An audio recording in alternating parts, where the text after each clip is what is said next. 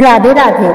आज हम बात करने जा रहे हैं एक ऐसे देवता की जिनका नाम सुनते ही कई लोगों के मन में डर और श्रद्धा दोनों ही जाग जाते हैं, जिन्हें न्याय का देवता कहा जाता है, जो हमें हमारे कर्मों का फल देते हैं। जी हाँ, हम बात कर रहे हैं शनिदेव की। इस वीडियो में हम जानेंगे शनिदेव की कहानी, उनका जन्म, उनका स्वरूप, शनि की दशा और साढ़े साथी का प्रभाव, उनकी पूजा विधि और उनसे जुड़े कुछ रहस्यमय तथ्य।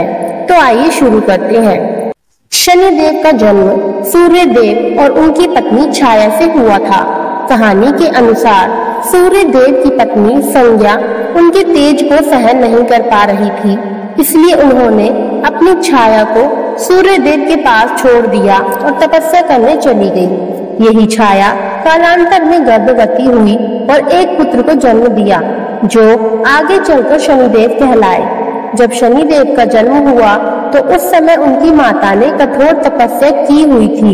इस तपस्या का प्रभाव शनिदेव पर भी पड़ा और वे बहुत गंभीर, कठोर और तपस्वी स्वभाव के हो गए। शनिदेव का वर्ण काला बताया गया है।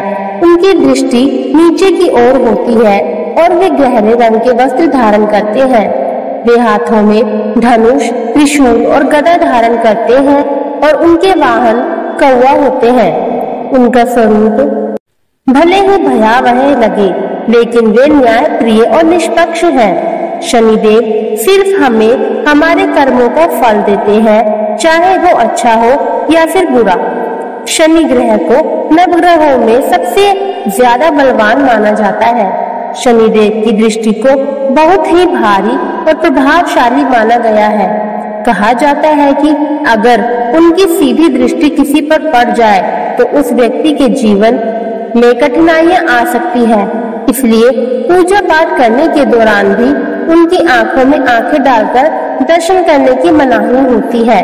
साढ़े साती और ढैया जैसे शब्द शनि की विशेष चाल से जुड़े हैं। जब वे जन्म राशि से पहले उस राशि पर और फिर उसके बाद की राशि पर 7.5 वर्षों तक चलते हैं, लेकिन यह जरूरी नहीं कि साढ़े साती हमेशा बुरी हो।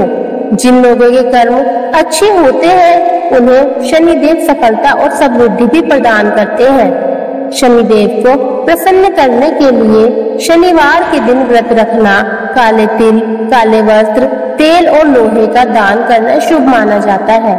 शनि मंदिर में सरसों के तेल का दीपक जलाना और पीपल के पेड़ की पूजा करना भी लाभदायक होता है। शनि स्तोत्र, हनुमान चालीसा और शनि चालीसा का पाठ करने से भी शनिदेव की कृपा प्राप्त होती है। याद रखिए, शनिदेव दंड नहीं, न्याय करते हैं। अगर कर्म अच्छे हैं तो शनि की कृपा भी असीम होती है।